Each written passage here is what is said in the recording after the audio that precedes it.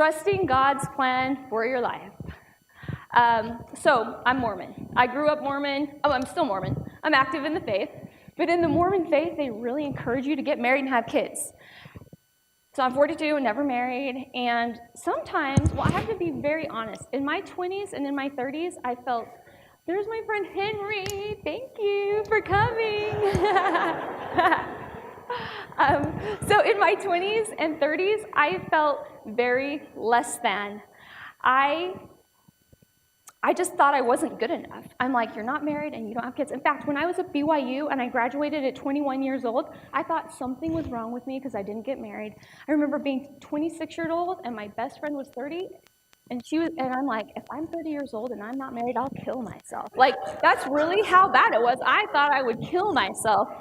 And so a lot of my worth was tied to my marital status, and I want every one of you in this room who isn't married tonight to know that your worth is not defined by your marital status or whether you have children. We are all sons and daughters of God, and it has nothing to do with our marital status. I wish I would have known that so long ago. I just barely figured that one out, but I'm so grateful. I totally trust God's plan for my life. In fact, so I wanted the 4 kids and temple marriage and all of that, but I got this over here, and this is better than I could have ever dreamed.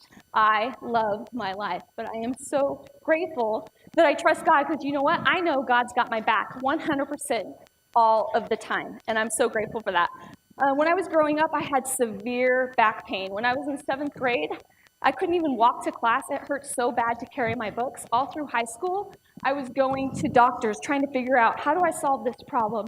Finally, my senior year of high school, I had back surgery. And it sucked. I mean, I played sports. I played basketball, volleyball, track, and all of my friends are traveling, competing, and I'm stuck with a bad back. In fact, I had back pain for 15 years, and it was really painful, but honestly, my bad back was the best thing that ever happened in my life. Now, I'm not going to bore you with the whole story right now, but that started a mission for me that has got me where I am today, and it's all because of that.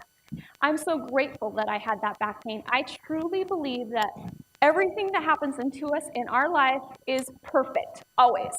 And you have to look and see how it's perfect for you. It's kind of a terrible question to ask when you think about child abuse and some of those terrible things, but we can honestly look at everything that's happened in our life and see that it's perfect for us.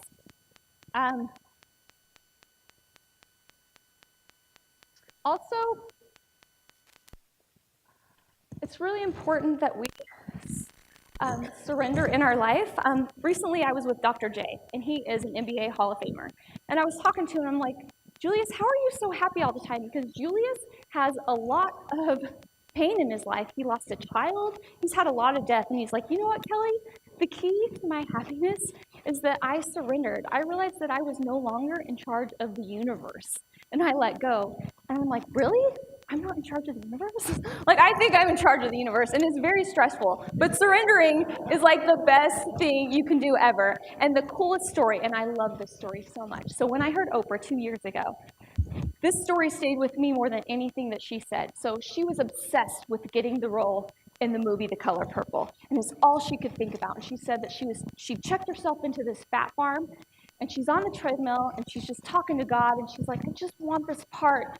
And then she realizes, she's like, I have to let go. I can't have this dream anymore. After 9 months of being obsessed with it, right after she lets go, she has someone come into the room, and they says, Miss Winfrey, you have a phone call. Steven Spielberg is on the phone offering her the role in The Color Purple. How unbelievable is that? That's crazy. That's what happens when you surrender in your life. It happens all the time. With one of my addictive behaviors, I will not surrender. I just won't do it. I know I need to, but I know there's so much awesomeness on the other side of it. I'm still getting there. Humbless. Like, I'm going to get there one day, and I am so excited. Another key to really trusting God's plan in your life is listening to your life. Your life is always speaking to you, and this key I got from Oprah. This is a good one. So, it's always speaking to us. Are you paying attention? Are you paying attention to the whispers? If you don't listen to those whispers, which are really your gut, you're going to start feeling pebbles hitting your body. Pebbles mean you might have a problem. If you don't listen to the pebbles, you will start feeling bricks. Bricks mean you might kind of have some chaos going on, and if you don't pay attention to those bricks, you're going to hit the brick wall, always. Total catastrophe. You never had to hit the brick wall if you would have just paid attention to your gut and listened. But how many of us are attached to an outcome and want things to be a certain way? I am. I mean, I really want things to be a certain way. So just listen to your gut and honor your calling. If you ask yourself why you're here, what is my calling? That's really trusting God. He'll give you the answers. Just trust him. He knows what's perfect for you. So I'm just so grateful that I'm in a place in my life now where I trust him.